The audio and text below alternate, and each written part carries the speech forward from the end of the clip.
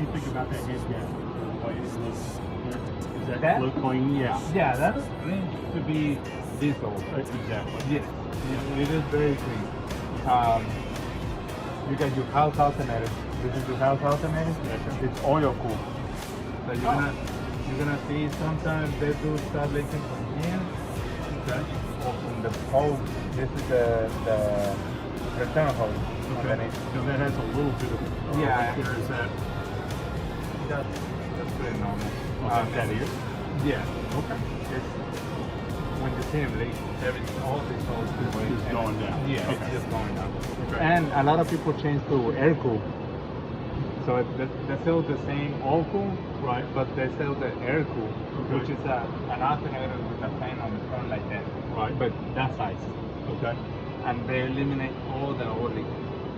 With putting the air cool. Does the air cool do a good